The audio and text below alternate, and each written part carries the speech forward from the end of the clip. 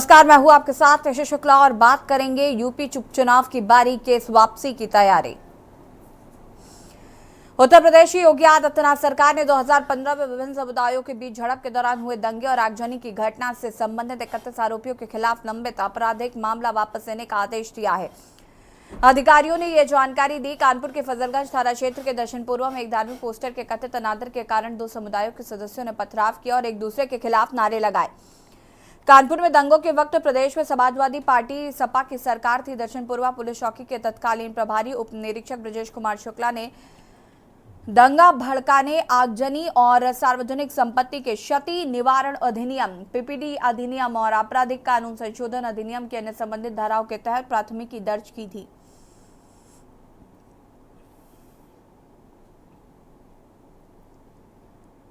जिला सरकारी वकील अपराध दिलीप अवस्थी ने बताया कि सभी 31 आरोपियों ने राज्य सरकार को एक लिखित अनुरोध प्रस्तुत किया है, जिसमें उनके खिलाफ आपराधिक मामला वापस लेने की मांग की गई थी।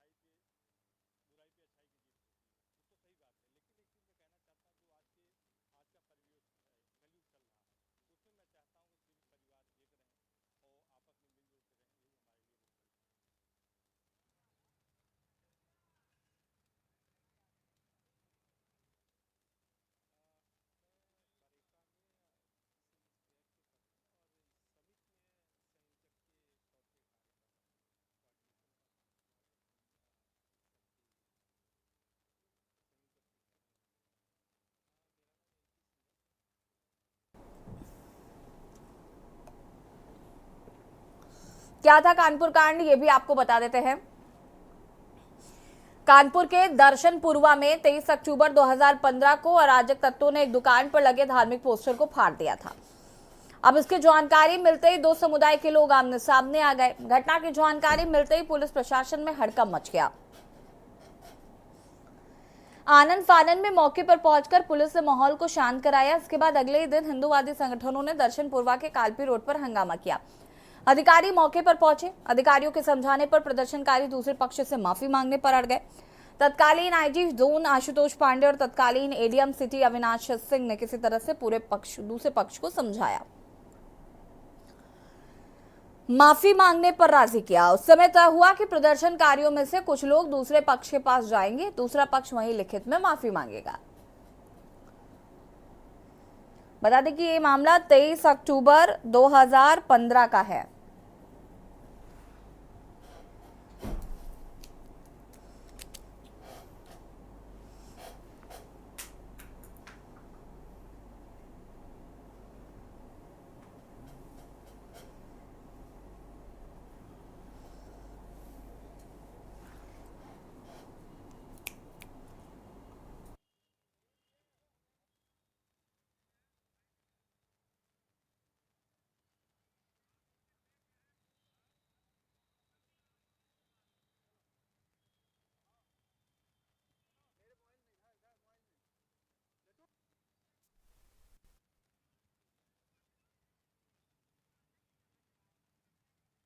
इकतीस आरोपियों के खिलाफ लंबित आधिकारिक आपराधिक ये मामला रहा। आरोपियों के आपराधिक केस वापस लेने का आदेश जारी किया गया है।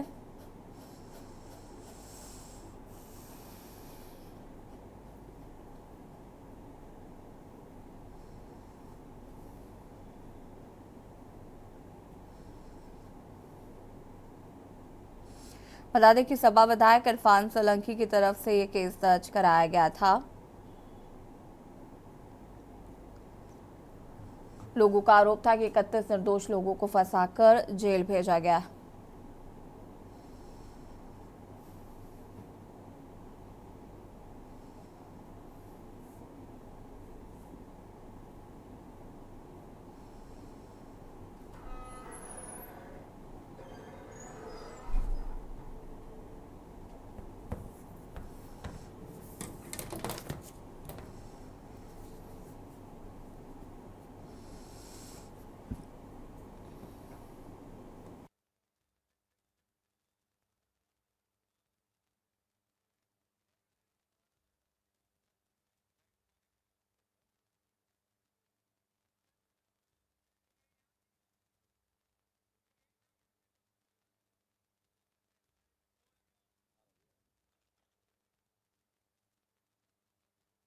हमारे साथ जुड़े हुए हैं। सारिका, सबसे पहले तो ये क्या कुछ पूरा मामला है?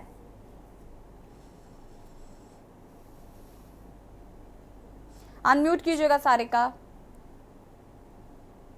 जी, मैं बता दूं आपको, पूरा मामला कानपुर शहर का है, क्योंकि कानपुर शहर में 2015 में एक सांप्रदायिक झड़प हुई थी, जिसमें दोनों पक्षों के बीच में मुकदमेबाजी हो गई थी। कहा जा रहा था कि 2015 में जब ये घटना हुई थी तो उस दिन जो है ताजिया का जुलूस निकलना था और नवरात्रि का आखिरी दिन भी था। तो ऐसे में जो दो जुलूस निकलने वाले थे, उन दोनों को लेकर आपसी मतभेद हुई, पोस्टर वार हुआ, क्योंकि पोस्टर के वार के बाद जो है दोनों पक्ष जो है, दोनों धर्म के लोग जो है वो आमने सामने हुए और उस पर मुकदमा लिखा गया था। लगभग 31 लोग हैं जिनके ऊपर मुकदमा लिखा गया था। दर्शन पूर्वा की पूरी घटना है।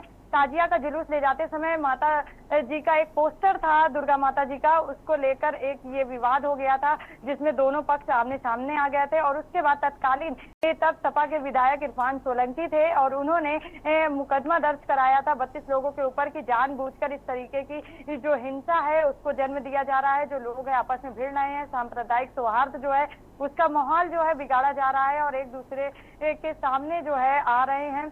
त्योहारों को देखते हुए पुलिस ने मौके पर तो मामला शांत कर दिया था, लेकिन जो है राजनीतिक दौर के चलते यहाँ पर इरफान सोलंकी ने लगभग 31 लोगों के ऊपर दर्शनपुरवा में जो निवास करते हैं उनके ऊपर जो है मुकदमा दर्ज कराया था। तब से ये मामला लगातार चल रहा है और 9 साल बीत चुके हैं और 9 साल बाद अब जो है इन मुकदमों को वापस लेने के लिए उत्तर प्रदेश सरकार ने गाइडलाइन जारी करी है। तो यूपी सरकार ने इस गाइडलाइन को प्रमुख सचिव के लेटर पत्र को भी जारी करा है, जिसमें ये कहा गया है कि 32 लोगों के ऊपर जो मुकदमे हुए थे उनको वापस ले लिया जाए और इसको लेकर लगातार मंथन किया जा रहा है। जिला अध्यक्ष दीपू पांडे हैं जिन्होंने मुख्यमंत्री को इस पूरी घटना की जानकारी दी थी और उसके बाद सुरेश खन्ना जो मंत्री हैं उन्होंने भी इस पर पूरा संज्ञान लिया। योगी जी से बातचीत करी गई और उसके बाद प्रमुख सचिव ने ये आदेश जारी करा है कि जिन लोगों के ऊपर जो एफआईआर दर्ज करी गई थी उनको उनके मुकदमे को वापस ले लिया जाए। हालांकि 8 तारीख को ये पत्र जारी हुआ है और अभी कानपुर के जो प्रशासन है वहां पर इस लेटर को लेकर चर्चा बनी हुई है, लेकिन कहीं ना कहीं दर्शनपुरवा के जो लोग हैं वो बहुत खुश हैं, क्योंकि जिस तरीके से इस घटना को उजागर करके लोगों के ऊपर जो है एफआईआर दर्ज करी गई थी उससे कहीं ना कहीं दर्शनपुरवा के लोग नाराज भी थे और ऐसे में दर्शनपुरवा के लोगों की नाराजगी दूर करने के लिए भाजपा ने सारिका इस पूरे मामले को यूपी उपचुनाव से जोड़कर भी देखा जा रहा है, तो कितना फायदा कितना नुकसान नजर आता है इस मामले को लेकर? बिल्कुल, अगर राजनीतिक ढंग से बातचीत करी जाए तो उत्तर प्रदेश में सीसामऊ में उपचुनाव होने हैं और ये सीट एक भाजपाइयों के लिए बहुत अहम है। तो कहीं ना कहीं इस सीट को जीतने के लिए भाजपाई लगातार नई नई रणनीति बना रहे हैं, लोगों की मदद कर रहे हैं, जनता के बीच जा रहे हैं, जनसंपर्क अभियान कर रहे हैं और ऐसे में इस जीत में जो है समाजवादी पार्टी भी अपना दावा कर रही है, क्योंकि 3 बार से उस सीट पर सोलंकी परिवार का कब्जा रहा है और ऐसे में उस सीट को जीत में तब्दील करने के लिए भाजपा ने अपना ये कार्ड खेला है। जो 2015 में 31 लोग थे जिनके ऊपर एफआईआर दर्ज करी गई थी उनके मुकदमों को वापस लेने की कार्रवाई करी जा रही है। आदेश पत्र जारी हो चुका है और जल्द ही उनकी जो है वापसी हो जाएगी। दर्शनपुरवा एक बड़ा क्षेत्र है जहाँ के लोग है, कहा जाता है कि सीसामऊ सीट के लिए बहुत इंपॉर्टेंट है, सबसे ज्यादा वोटिंग जो है वो उस क्षेत्र से होती है। तो कहीं ना कहीं जो एफआईआर जिनके ऊपर दर्ज है वो 31 लोग दर्शनपुरवा के हैं। तो ऐसे में जब उनकी मुकदमे की वापसी हो जाएगी तो दर्शनपुरवा का एक जो बड़ा क्षेत्र है और जो लोग हैं वो भाजपा को अपना सपोर्ट कर सकते हैं और इसको देखते हुए राजनीतिक गर्मी के बीच में ये जो है राजनीतिक पार्टियां इस तरीके के टैरो कार्ड खेल रही हैं और इसी टैरो कार्ड के चलते जो है इन मुकदमों को वापस लेने की जो कार्रवाई है वो अब कानपुर शहर में होने जा रही है। बिल्कुल सारिका, कहीं ना कहीं मोटे मोटे तौर पर अगर हम देखें तो ये एक बड़ा मास्टर स्ट्रोक बीजेपी का हो सकता है, अनलेस अंटिल, क्योंकि सीसामऊ सीट जो है वो काफ़ी ज़्यादा हॉट सीट है। बीजेपी लंबे समय से यहाँ पर अपना परचम लहराना चाहती है लेकिन ऐसा संभव नहीं हुआ और चूंकि समाजवादी पार्टी ने अब इरफान सोलंकी की वाइफ को टिकट दे दिया है तो कहीं ना कहीं एक कड़ी टक्कर। लेकिन सवाल ये भी है सारिका कि क्या बीजेपी के पास ऐसा कोई कैंडिडेट है जो इरफान सोलंकी की वाइफ को मात दे सकता है? ऐसा लगता है कि वाकई वहां की जनता को आप अलग तरीके से कन्वर्ट कर सकते हैं, क्योंकि जो लंबे समय से इतिहास रहा है हाजी मुस्ताफ सोलंकी के समय से वो सीट जो है वो सपा के खाते में है। उसके बाद इरफान सोलंकी उस लेगेसी को आगे ले गए और अब उनकी वाइफ को टिकट मिल रहा है, तो वो एक कह सकते हैं खानदानी सीट चली आ रही है।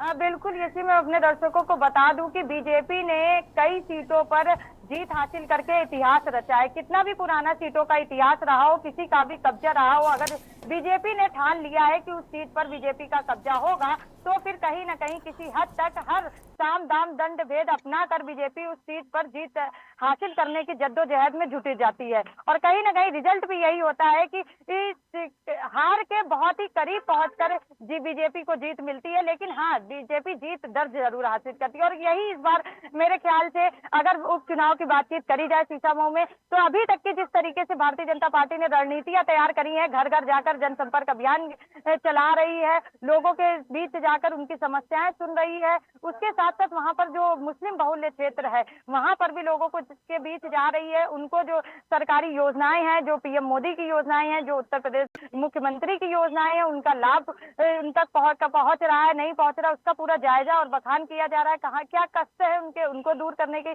जो कवायद है वो करी जा रही है। तो पूरा फोकस जो है भारतीय जनता पार्टी का इस उप चुनाव के लिए सीसामऊ सीट पर है। और कहीं ना कहीं जिस तरीके से समाजवादी पार्टी ने पूर्व विधायक की पत्नी को टिकट देकर अपना प्रत्याशी घोषित कर दिया है, तो उससे भाजपा डर नहीं रही है। भाजपा ने अपना प्रत्याशी ना घोषित करके ये कह दिया है कि वो ऐन मौके पर जब अपना प्रत्याशी उतारेगी तब तक समाजवादी पार्टी के जितने भी दाव पेच है वो खत्म हो चुके होंगे, वो भारतीय जनता पार्टी के सामने आ चुके होंगे और नई रणनीति के साथ भारतीय जनता पार्टी अपने नए प्रत्याशी को उतारेगी और कहीं ना कहीं उस प्रत्याशी से उस सीट को भी जीत हासिल करवाएगी।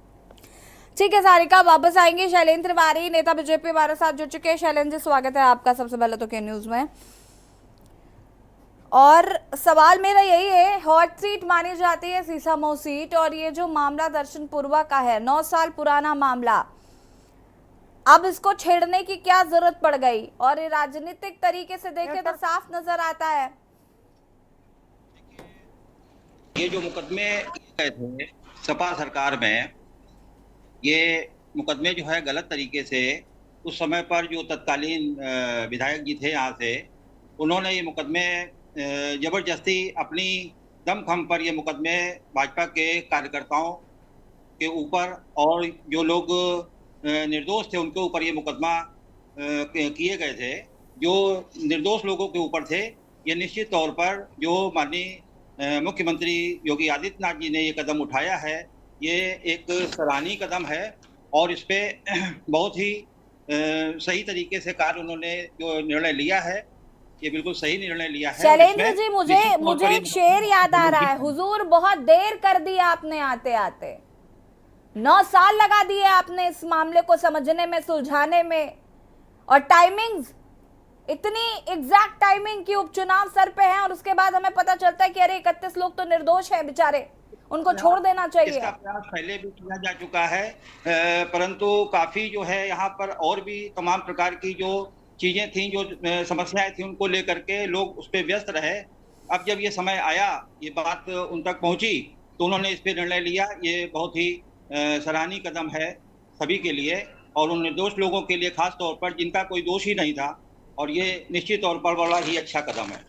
ठीक है, संतोष जी वरिष्ठ पत्रकार हमारे साथ जुड़े हुए हैं। संतोष जी, सबसे पहले तो स्वागत है आपका। नमस्कार जी। कैसे देख रहे हैं इस पूरे मामले को? 9 साल का ये मामला, 9 साल पुराना मामला, और जब उपचुनाव है, जिस सीट को पाने की कोशिश भाजपा पिछले लंबे समय से कर रही थी, और जिस तरीके से अब उपचुनाव भी नजदीक है, ऐसे में इस मामले के जो 31 आरोपी हैं जिनके खिलाफ आपराधिक मामला लंबित चल रहा था, अब उनको छोड़ने की बात कही जा रही है। देखिए, सबसे बड़ी बात यह है कि जो मुकदमा इन लोगों के ऊपर कायम कराया गया था, तो इरफान सोलंकी तत्कालीन विधायक ने क्यों कायम करा? ये काम प्रशासन का था। कोई भी सांप्रदायिक तनाव होता है तो प्रशासन अपने हिसाब से मुकदमा कायम करता है, ये आप देखती चली आ रही हो लगातार। और चूंकि विधायक द्वारा मुकदमा कायम कराया गया, क्यों कायम कराया गया? इसमें सीधे सीधे कहीं ना कहीं राजनीतिक खेल समझ में बिल्कुल खुलकर आ गया। अब मुकदमा वापसी का जो बात है, चूंकि अब सर पे उपचुनाव है, अभी तक भाजपा की सरकार बनी रही लगातार, उस समय इनको याद क्यों नहीं आया? अब उत्पीड़न याद आया? अब उपचुनाव में सीसामऊ की क्षेत्र की जनता से सब मिलने जा रहे हैं? ऐसा क्यों? पहले क्यों नहीं गए? शुरू से जाते, और जब इतने लोगों को, निर्दोष के लोगों के ऊपर मुकदमा कायम हुआ, क्या जानकारी नहीं थी? सबको जानकारी थी, शासन तक थी। तब मुकदमा क्यों नहीं आपने वापस किया तुरंत ही? जैसे पहली सरकार बनी थी मुख्यमंत्री योगी आदित्यनाथ जी को, तभी तत्काल मुकदमा वापस ले लेना चाहिए। इस समय मुकदमा लेने का औचित्य का मतलब यह है कि लाभ पाने के लिए। लेकिन एक बात समझ लीजिए आप, जनता सब समझ चुकी है, सारी पार्टियों, चाहे सपा हो, चाहे भाजपा हो, चाहे कांग्रेस हो, कोई दल हो, सबको बहुत कायदे से मात देती है। और रही यहां पर इरफान सोलंकी की पत्नी को हराना इतना आसान नहीं है जितना भाजपा सोच रही है। जन जन तक जाए, चाहे मन मन तक जाए। मेन बात यह होती है कि अभी तक ये कहां थे? अभी तक क्षेत्र में इनके विधायक और इतने नेता और सब जो डेरा यहाँ डाले हैं, कई जिलों में डेरा डाले रहते हैं, लेकिन जनता जानती है क्योंकि अब उपचुनाव है, तो इसलिए हमको सब लाभ मिल जाएंगे, तो डेरा सब डाल देते हैं। लेकिन ऐसा बहुत सी जगह ऐसी हुई हैं जहां पर पूरे मंत्रियों ने डेरा डाला था। बंगाल में बिल्कुल साफ कर दिया था ममता जी ने। तो देखिए, अगर जनता जागरूक हो चुकी है, बीजेपी अपने ये मुगालते में ना रहे कि हम आज उपचुनाव में जा रहे हैं, जन जन के दरवाजे जा रहे हैं, हाथ जोड़ रहे हैं कि भाई नहीं है, वैसा नहीं, ऐसा, सड़कें बनवा रहे हैं। अभी तक क्यों नहीं सड़कें बनवा रहे थे भाई? क्यों नहीं जा रहे थे जन जन तक? आपको तुरंत जाना चाहिए, आपके क्षेत्र, आप सरकार ठीक है। थी। संतोष जी, वापस आएंगे आपके पास। शिवम चतुर्वेदी, नगर महामंत्री हिंदू संगठन से हमारे साथ जुड़ चुके हैं। शिवम चतुर्वेदी जी, स्वागत है आपका। और इस मामले को कैसे देख रहे हैं आप? जी बहुत बहुत नमस्कार। यह पूर्ण रूप से मिसयूज ऑफ एडमिनिस्ट्रेटिव पावर का मामला है। 2015 में एक सपा विधायक हिंदुओं पे, निर्दोष हिंदू समुदाय के 31 लोगों को जेल भिजवा देते हैं, और जेल ही नहीं, उनके जीवन के 10 महत्वपूर्ण वर्षों की हत्या करवा देते हैं। यह प्रश्न हमारे तीनों पिलर, एग्जीक्यूटिव, लेजिस्लेटिव, जुडिशरी पे एक महत्वपूर्ण प्रश्न है कि क्या उन निर्दोष व्यक्तियों का दोष क्या था, जिनका परिवार, जिनके रिश्तेदार, जिनका स्वयं का जीवन आहूत हो गया केवल अपने धर्म, अपने संस्कृति की रक्षार्थ। उनके समय का कीमत कौन चुकाएगा? क्या किसी पॉलिटिकल पार्टी, क्या भारत की न्यायपालिका, क्या भारत की विधायिका, क्या भारत की कार्यपालिका में सामर्थ्य है कि उनके उस त्याग का, उनके उस समय की कीमत अदा कर पाए? साथ में इस देश में हिंदू पैसिव सिटीजन है। हिंदू इस देश में दोयम दर्जे का नागरिक है, और यह नागरिक है नहीं, पिछले 1000 सालों से जो हिंदुओं को माले गनीमत समझ के हिंदुओं की संपत्ति को, हिंदुओं की संस्कृति को समझने की जो भूल हो रही है, वही भूल आज भारत के राजनीतिक दल भी कर रहे हैं। लोकतंत्रीकरण की इस प्रक्रिया में हिंदुओं का लोकबंदीकरण हुआ है। हिंदुओं को आईपीसी की बेड़ियां पहना दी गई हैं, जबरदस्ती के मुकदमे लगा के आप हिंदुओं को जेल में डाल दे रहे हैं। वही कोई नारे लगाता है गुस्ताखी रसूल की 1 सजा सर्तन से जुदा, और जब हिंदुओं के साथ हिंदुओं के देवी देवताओं का अपमान होता है, जब हिंदुओं के चरित्रों का अपमान होता है, उनका हनन होता है, उनके पोस्टर जो है पैरों तरह रौंद दिए जाते हैं, तब ब्लास्फेमी की बात इन लोगों को गांधारी की तरह जो आंखों में पट्टी लगाए हुए उनको ये बात दिखाई नहीं देती। 2015 के इस मामले में जो पर्सनल प्रॉपर्टी सिक्योरिटी एक्ट के तहत मुकदमा किया गया, वह सर्वथा निंदनीय है, और योगी आदित्यनाथ जी के, भाजपा के इस फैसले का हम बहुत खुले दिल से स्वागत करते हैं, अभिनंदन करते हैं। आज विजयादशमी का पर्व है, और विजयादशमी के इस पर्व में भगवान राम जो साक्षात धर्म का, साक्षात न्याय का मूर्तिमान स्वरूप है, रामो विग्रहवान धर्मः, और उस धर्म को प्रतिष्ठित करते हुए माननीय मुख्यमंत्री जी ने हिंदुओं के लिए, और हिंदुओं ही नहीं, मैं तो यहाँ पे कहूंगा निर्दोष व्यक्तियों के लिए, जो निर्दोष हैं, जो भारत के नागरिक हैं, जो भारत के मूल चरित्र का रिप्रेजेंटेशन करते हैं। नहीं, ये सब तो ठीक है शिवम चतुर्वेदी जी, लेकिन आपको नहीं लगता कि काफी देरी हो गई इस मामले को समझते समझते? जी निश्चित रूप से, क्योंकि गवर्नमेंट दोबारा आई है, और पहली सरकार में आप नहीं कर पाए, दूसरी सरकार में भी आप नहीं कर पाए, तो कैसे हम मान लें कि ये मौके की नजाकत का फायदा उठाने की कोशिश नहीं कर रहे हैं? देखिए, यहाँ पे 2 पहलू आपको समझने पड़ेंगे। पहली चीज तो बात यह है कि इतना विलंब क्यों हुआ, और दूसरी बात है कि निर्णय किसने लिया। निर्णय चाहती सपा सरकार भी ले सकती थी, या सपा सरकार को अपनी गलती का रियलाइजेशन होता, समाजवादी पार्टी को अपनी गलती का रियलाइजेशन होता, वे चाहते, वे जाके अपील करते, लेकिन उन्हें ऐसा नहीं किया। उसके साथ ही भाजपा की योगी सरकार ने किया। तो आज का ट्रेंड, आज का वर्तमान में भारत का राजनीतिक पार्टियों का चरित्र और भारत में चुनावों का चरित्र हमको समझना पड़ेगा कि यहाँ का जो मूल नागरिक है, भारत का जो नागरिक है, वह टूल है राजनीतिक पार्टियों के लिए, और जो हमारी सेवा के लिए लोग हैं वे हमारे सुपीरियर बन चुके हैं। जो जनता के नौकर थे आज वे जनता के आदर्श और जनता के सुप्रीमो बन चुके हैं। यह लोगों के मानस में स्थापित हो चुका है और उन्हें लगता है कि वो लोगों को किसी भी तरह रेगुलेट करेंगे, किसी भी समय यूज करेंगे। तो ये जो वीआईपी कल्चर योगी सरकार ने जैसे बंद किया है, उसी तरह से जनता को टूल की तरह बंद करने की प्रक्रिया भी समाप्त होनी चाहिए। न्याय को समय पे दिलाना चाहिए, वरना वह दिन दूर नहीं जब न्यायपालिका, विधायिका और ये संपूर्ण लोकतंत्र के प्रक्रिया से लोगों का विश्वास उठ जाएगा और लोगों की आस्था इनसे टूट जाएगी। तो यदि भारत के संवैधानिक संस्थाएं यह चाहती हैं कि लोगों की आस्था भारत की न्याय व्यवस्था में, भारत की संवैधानिक व्यवस्था में, लोकतंत्री व्यवस्था में रहे, तो उनको लोगों को सुसंगत समय पे न्याय दिलाना पड़ेगा। अन्यथा एक समय आएगा कि विधायक, सांसद और ये लोकतंत्रीकरण की प्रक्रिया की कोई वैल्यू, कोई श्रद्धा बचेगी नहीं, क्योंकि एक बहुत ही अच्छा संतोष जी, अंतिम प्रतिक्रिया मैं आपकी इस पर लूंगी और मैं ये जानना चाहती हूँ, हम जानते हैं कि बीजेपी के लिए राह आसान नहीं है, सीसामऊ सीट जीतना बीजेपी के लिए एक टेढ़ी खीर है, लेकिन ये जो जिस तरीके से मुकदमे वापस लेने की बात जो आ रही है, इसका इम्पैक्ट क्या 1% भी पड़ेगा जनता पर? जी निश्चित रूप से इसका इम्पैक्ट पड़ेगा। जी, इसका ये सवाल संतोष जी से, एक सेकंड रुकिए संतोष जी। न्याय को स्वयं करती आज वो विधायक जिन्होंने निर्दोषों पर मुकदमा कराया, आज की स्थिति क्या है? आज वे हैं कहां? शिवम जी होल्ड ऑन। वही इरफान सोलंकी, उनका ठिकाना आज है क्या? आज जो स्वयं जेल में है। ठीक है, रुक जाइए संतोष जी। जी सवाल मेरा आपसे था, आपको लगता है 1% भी फायदा होगा?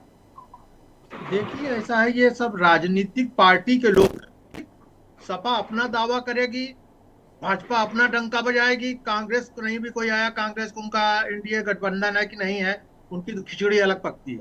लेकिन जो इन्होंने एक बात कही, बड़ी महत्वपूर्ण बात कही कि ये सब समाप्त हो जाएंगे, विधायक, मंत्री, संतरी, ये सब चपरासी हो जाएंगे देश। भाई सबसे बड़ी चीज है कि अधिकारी इस समय डेमोक्रेसी, अधिकारी जो हैं आकर वो हावी हो रहे हैं, मुख्यमंत्री को गुमराह कर रहे हैं, ये खुद ही मौका दे रहे हैं कि बीजेपी का किसी तरह सफाया हो, अंदर से कुंठित हो चुके होंगे।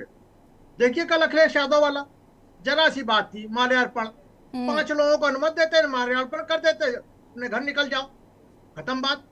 लेकिन नहीं, ये मुद्दा किसने दिया? और रहा वापसी का, अभी वापसी कोई बहुत बड़ी चीज नहीं है, वापसी तब होगी जब माननीय न्यायपालिका उस पर मोहर लगा देगी वापसी के लिए। अभी तो प्रक्रिया चल रही है, अभी यहाँ से फिर जाएगा मुख्यमंत्री के यहाँ से ये बन के, यहाँ से कि वापस हो कि ना हो, फिर उनकी अनुमति होगी। महामहिम राज्यपाल महोदया जो इस पर संस्तुत करेंगी, तब यहाँ डीएम के पास आएगा, तब यहाँ का डीजीसी क्रिमिनल उसको देगा और संबंधित कोर्ट को जो होगा एडीजीसी, उसके पास पत्र जाएगा कि आप इस मुकदमा को वापसी के लिए कोर्ट में दाखिल करें। जो प्रक्रिया होती है, तब यह मुकदमा माननीय न्यायाधीश के ऊपर निर्भर करेगा कि वो मुकदमा वापस करता है कि नहीं करता है। अगर उसने रिजेक्ट कर दिया तो आपको जमानत करानी पड़ेगी, मुकदमा लड़ना पड़ेगा, हाईकोर्ट जाइए। फूलन देवी वाले मामले में आपको बता दें, बहुचर्चित मामला था, उनके ऊपर भी मुकदमा वापसी का आदेश दिया था सपा सरकार ने, और वो मुकदमा वापसी एडीजे फर्स्ट डकैती कोर्ट से नहीं हो पाया था, उन्होंने रिजेक्ट कर दिया था। उस समय बहुचर्चित वकील विजय नारायण सेंगर विपक्ष से थे। संतोष जी देखिए, राजनीतिक फायदा उठाने की कोशिश की जा रही है, इसका कितना फायदा मिलेगा वो तो आने वाला वक्त बताएगा। आप सभी का शुक्रिया चर्चा में शामिल होने के लिए। और मुद्दे की बात में बात कर रहे थे हम, यूपी उपचुनाव जिस तरीके से नजदीक आ गए हैं, और एक मामला जो कि 2015 का है, कानपुर के दर्शनपुरवा का, जहां पर 31 लोगों के खिलाफ एफआईआर दर्ज कराई गई थी, और एक लंबे समय से ये एक न्यायिक प्रक्रिया चल रही थी, लेकिन अब ये सरकार ने इसे वापस लेने का फैसला किया है। अब इस पर फिलहाल एक लंबी न्यायिक प्रक्रिया है। हालांकि सीशामऊ में जो उपचुनाव है उसका कितना असर पड़ेगा ये देखना होगा। फिलहाल के न्यूज की खास पेशकश में इतना ही। देखते रहिए के न्यूज इंडिया। नमस्कार।